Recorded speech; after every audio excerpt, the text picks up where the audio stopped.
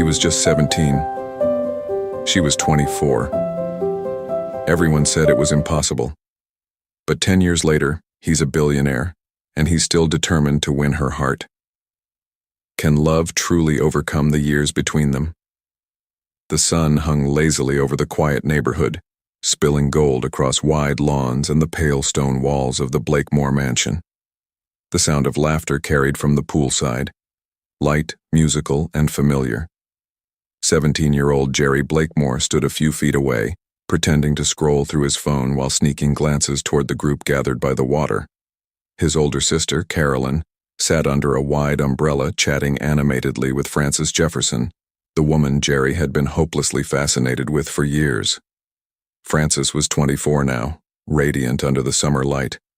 Her warm brown skin glowed against her white sundress, and the soft curls brushing her shoulders danced with the breeze. She had the kind of quiet grace that made time slow down, confident, gentle, and completely out of reach. Jerry had known her since he was 10. She'd been Caroline's best friend, the one who always looked out for him, who called him kid, and tousled his hair when he got too serious. On several occasions he had told her he liked her deeply, and she had laughed over it, always calling it jokes. But today, as he watched her laugh, something inside him decided he was done being the kid she teased. When the others went inside, he walked toward her, heart pounding. She turned at the sound of his footsteps, her smile immediate and warm. "Hey, Jerry, shouldn't you be in college by now instead of staring holes into the horizon?" He chuckled nervously, stuffing his hands in his pockets. "Frances, I need to tell you something." Her brows lifted, amused. "Oh? This sounds serious." He took a breath. "I'm serious about what I have been telling you. I can't just get you off my mind. I'm in love with you, and one day I'm going to marry you." For a heartbeat, she just stared at him, and then she laughed, a soft, surprised sound that somehow hurt more than he expected. "You are not serious. You'll change your mind, Jerry. You'll meet someone your age, and then you will be all right." He shook his head stubbornly. "Age doesn't matter to me." Frances smiled, walking closer until she stood right in front of him. "You're sweet, but some things are just impossible." She reached up, tousling his hair affectionately, just as she always did. "Now stop growing up so fast, all right?" She walked away, still smiling, leaving Jerry standing there with a mix of determination and heartbreak swelling in his chest. A few weeks later, his father called a family meeting. They were moving to Atlanta, a sudden business expansion, a new chapter for the Blakemore empire. Jerry barely heard the details. All he could think about was Frances. That evening, he found her sitting on the porch of her family's house, reading a book as the light faded. "Moving?" she asked softly when she saw him. "Caroline told me." He nodded. "Yeah, tomorrow." She smiled faintly. "Atlanta's a big city. You'll love it." He hesitated, then blurted out, "I'll find you again, Frances. I'll make you see me. Not as a kid, but as the man you told to keep dreaming." Frances shook her head, amused and touched. "Dream all you want, Jerry Blakemore," she said gently. "But don't waste your life chasing something that isn't meant to be." He smiled, the kind of smile that hides a promise. "We'll see." 10 years later. Atlanta's skyline shimmered in the distance like a city of glass and ambition.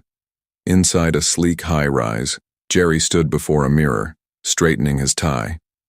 His reflection stared back, older, sharper, but with the same blue eyes that once looked at Frances Jefferson as if she hung the moon.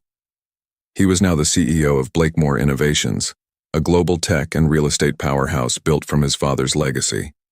The world called him brilliant, decisive, untouchable.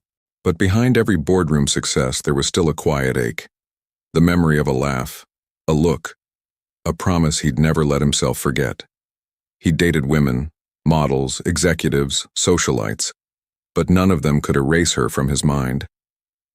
Every time he closed his eyes, he still saw Frances in the sunlight, teasing him with that impossible smile. That night, Jerry arrived at a high-profile charity gala downtown, hosted at one of his company's new developments, a towering glass ballroom overlooking the Atlanta skyline. The room glittered with chandeliers and laughter, the air rich with perfume and champagne. He moved through the crowd effortlessly, shaking hands, smiling for cameras. But then, halfway through his speech, something caught his attention. Across the room, near the far side of the crowd, stood a woman in an elegant gown the color of midnight. Her posture was graceful, her curls pinned softly at the back of her neck, her smile calm and radiant. Jerry's words faltered mid-sentence. The crowd waited, confused as he blinked, heart pounding. It was her, Frances Jefferson. 10 years, and she hadn't changed, only become more breathtaking. He didn't even hear himself finish the speech. Applause echoed, but all he could focus on was the woman across the room who once told him to keep dreaming. And for the first time in years, the boy inside the billionaire remembered what it felt like to believe in impossible promises. The music was soft and sophisticated, the kind that belonged in champagne glasses and whispered conversations. Jerry Blakemore stood frozen for a heartbeat, watching the woman who had haunted his thoughts for a decade move gracefully across the ballroom. Frances Jefferson. She was standing near the silent auction table, talking to a small group of donors, a polite smile curving her lips. Her elegance was effortless. The years had only added depth to her beauty, confidence, poise, and the kind of grace that made every other woman in the room fade into the background. Jerry felt a strange rush in his chest. For 10 years he'd built an empire, faced boardroom wars, endured endless media speculation. But nothing had prepared him for this moment. He took a breath, steadying himself. Then he began walking toward her. Frances turned slightly, mid-laugh, and her eyes found his. For a split second, the world went quiet. Her smile faltered, surprise flickering in her gaze.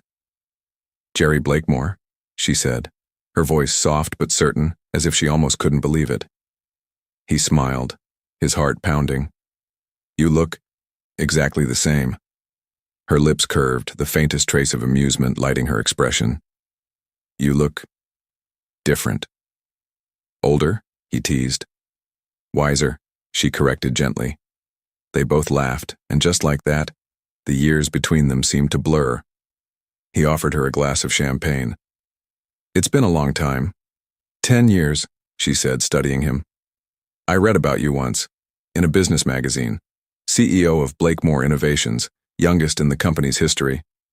I remember thinking, he did it." Jerry chuckled softly. "I did a few things, but none of them felt quite like this."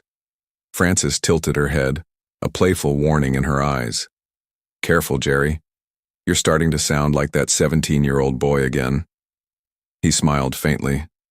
"That boy's still around. He just grew into a man who learned how to wait." Frances looked away, her pulse betraying her calm. "You always did know how to make words sound heavier than they should." They spent the next half hour catching up, laughter mixing with nostalgia, the kind of conversation that slips easily between the past and present. Frances told him about her work as a marketing consultant for nonprofits, how she dedicated her time to helping small charities find their voice. Jerry listened intently, captivated by her sincerity, by the passion that had always set her apart. When she asked about his father, Jerry's expression softened.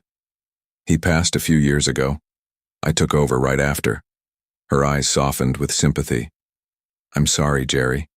Your father was a force of nature." "He was," Jerry said quietly, "but he taught me everything, even how to fight for what matters." "And your sister, how is she doing?" "She's now married with 2 kids. She stays with her husband in another city." Their gazes met again, and this time, something unspoken passed between them. It was as if the air around them changed, grew charged with a tension neither of them wanted to name. Later that night, as guests began to drift out and the music slowed, Jerry found her again near the grand staircase. "I owe you dinner," he said with a half-smile. "You owe me dinner?" She arched a brow.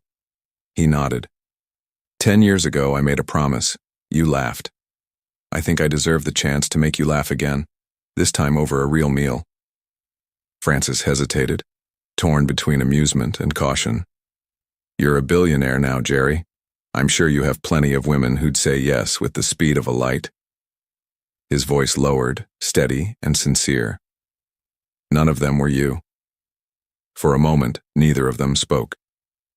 Francis exhaled slowly, searching his face, that same confident, boyish earnestness, now refined by time. All right, she said finally. Lunch, nothing more. The next afternoon, they met at an upscale rooftop restaurant overlooking the Atlanta skyline. The day was bright, the air warm and fragrant with the scent of blooming jasmine. Frances arrived in a pale blue dress that caught the sunlight, her curls framing her face softly. Jerry stood when she approached, his eyes unable to hide his admiration. You look incredible. Frances laughed lightly. Flattery so early in the day? You've definitely been practicing. Only with investors, he replied. You're different. Their table overlooked the city.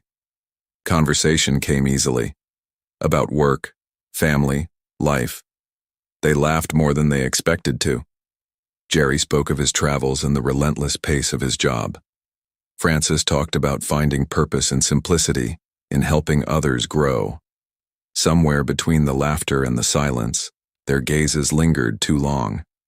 Jerry reached for her hand across the table, tentative, reverent. But before his fingers could brush hers, Frances gently pulled back. Jerry.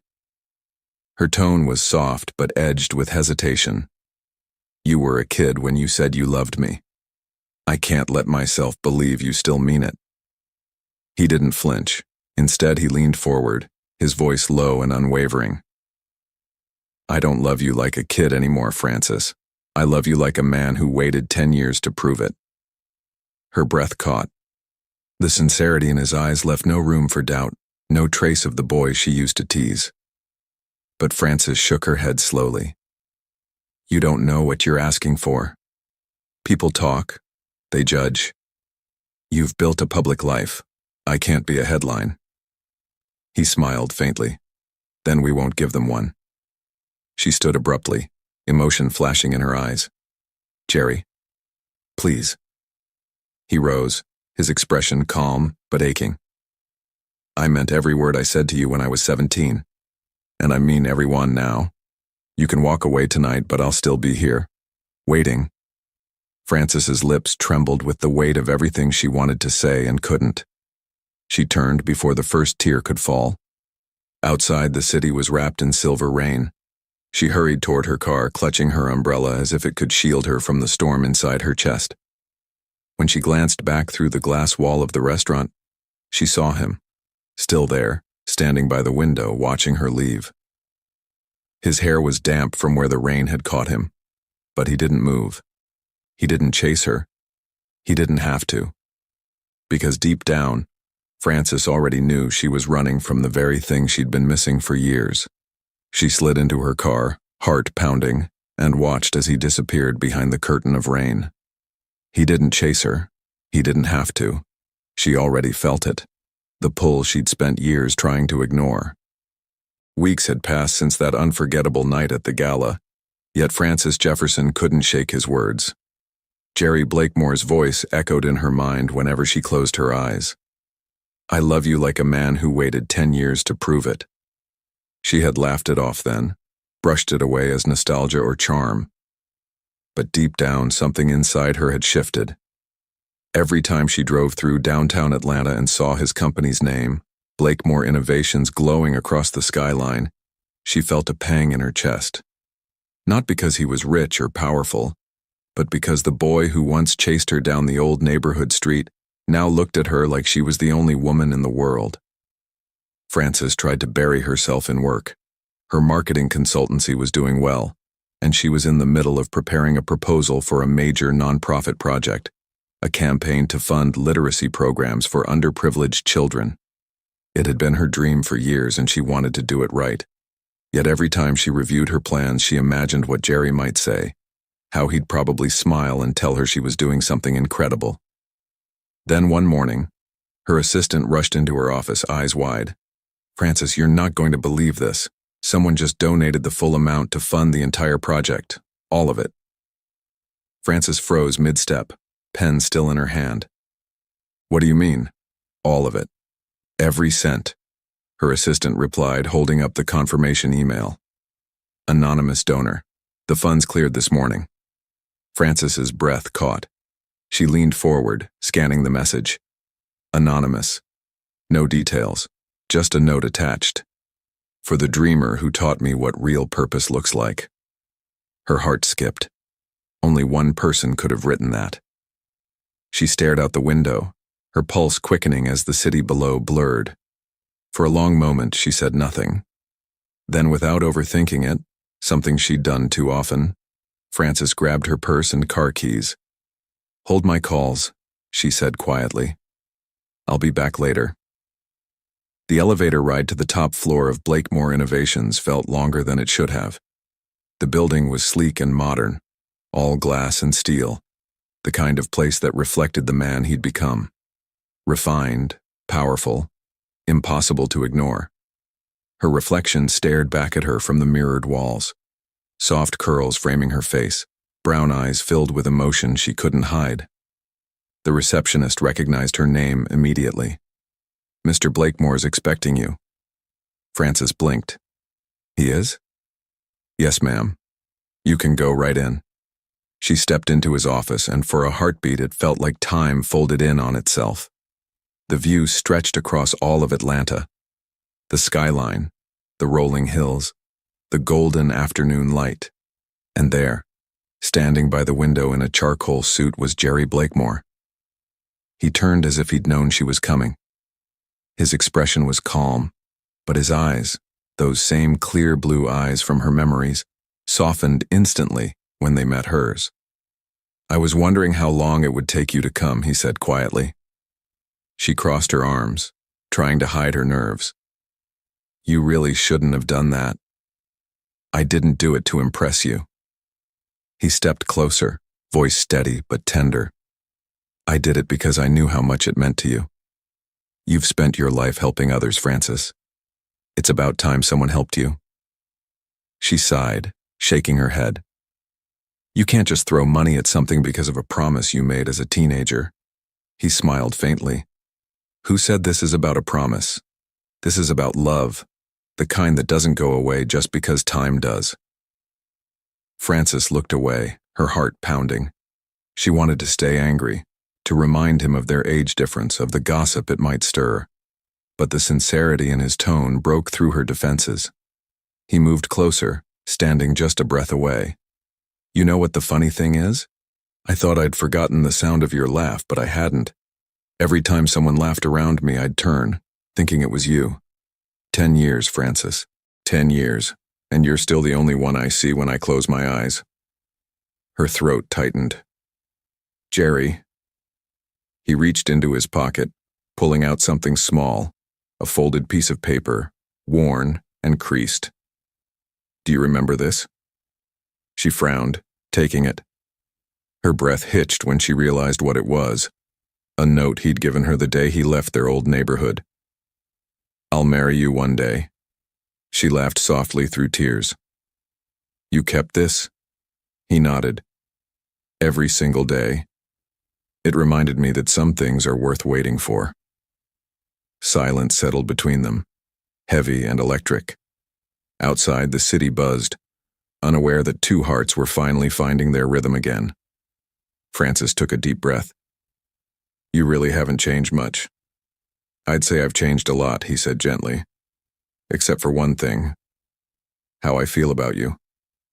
Something inside her cracked. All those years of restraint, of telling herself it couldn't happen. "Jerry, people will talk. You're younger, successful, and—" He interrupted softly. "And you're the only woman who's ever made me feel alive." "Frances, I don't care what anyone says. I've built companies. I've made millions. But I've never found peace anywhere except when I'm near you." Her eyes filled with tears. "You waited 10 years." He stepped closer, his voice barely above a whisper. I told you when I was 17 that I'd marry you someday, and I still mean it. The room seemed to fade, just the two of them, hearts colliding in a silence that said everything words couldn't. When he reached for her hand, she didn't pull away. Instead, she let herself feel the warmth, the sincerity, the undeniable truth. The months that followed felt like a dream Frances didn't want to wake from. Their relationship blossomed quietly, tenderly. Jerry didn't rush her. He simply showed up, day after day, proving that his love was steady and real. They spent evenings walking through Piedmont Park, laughing about old memories. He showed her his father's old office, now his, and told her how much she'd inspired him growing up. She, in turn, helped him reconnect with the community, launching charitable projects in their old neighborhood. And slowly, the walls around Frances's heart fell away.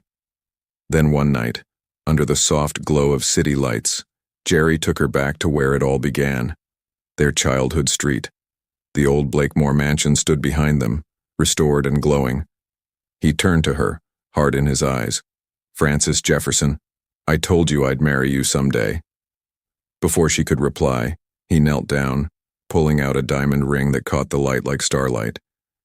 "Someday is today." Her hand flew to her mouth as tears spilled down her cheeks. "Jerry." He smiled softly. "Say yes. Let's stop waiting." And she did.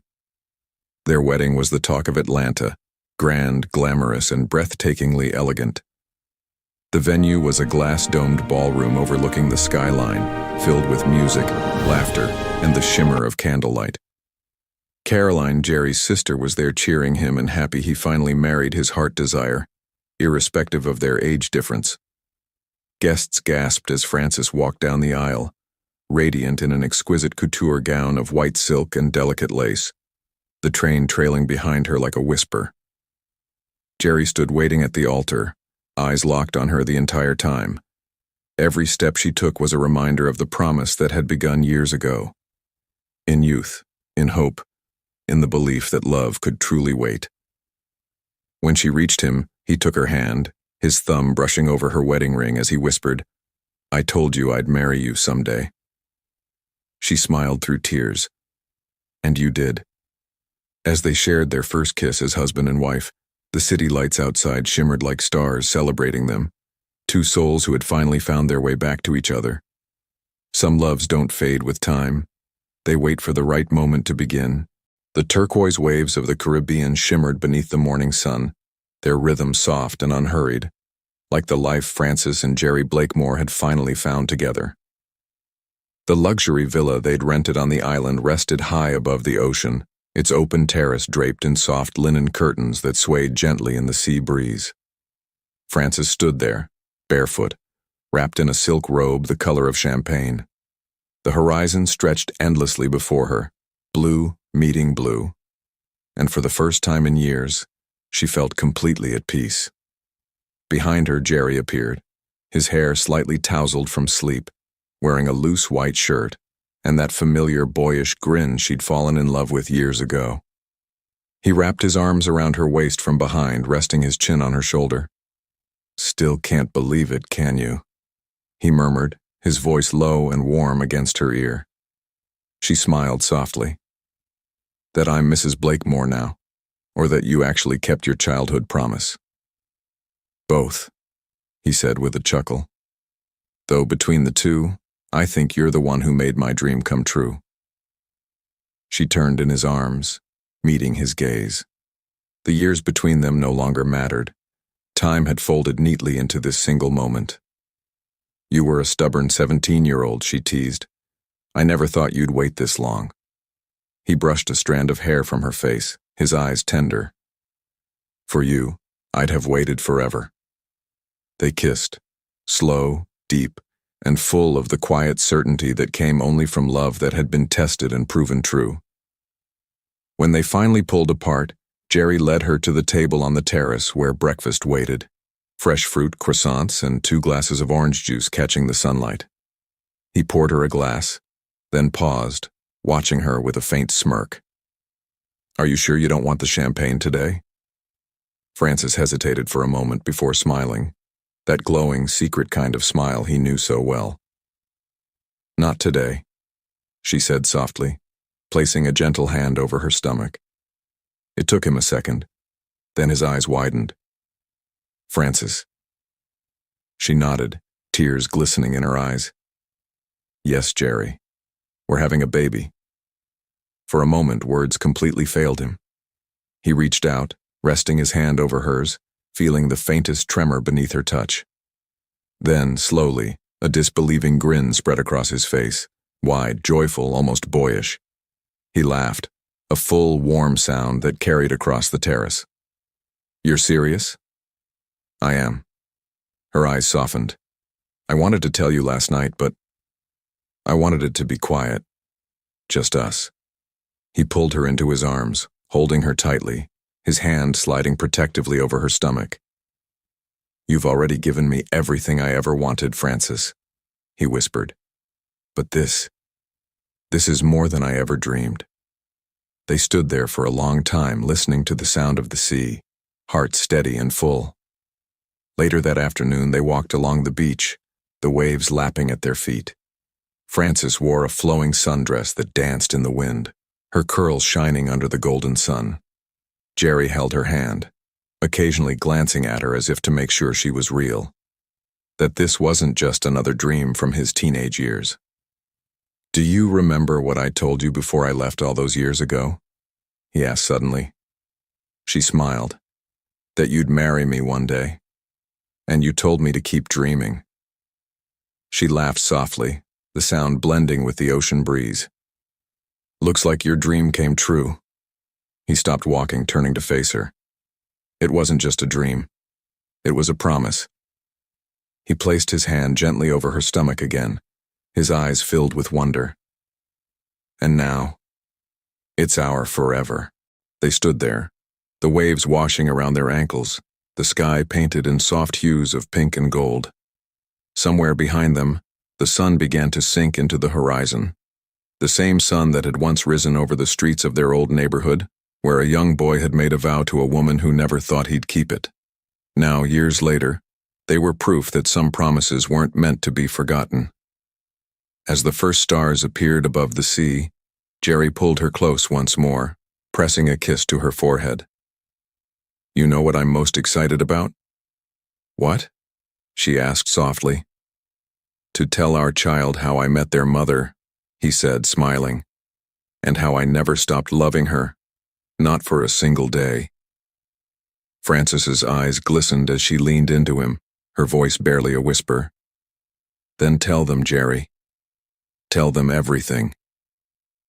The wind rustled the palms above, the ocean whispered in rhythm, and together they walked along the sand, husband and wife, soon to be parents, wrapped in the quiet, timeless truth that love, when it's real, never truly fades.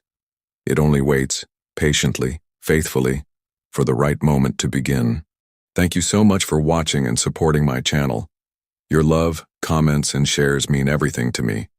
Grateful for each of you. Let's keep growing together. With love from Whispers of Hope.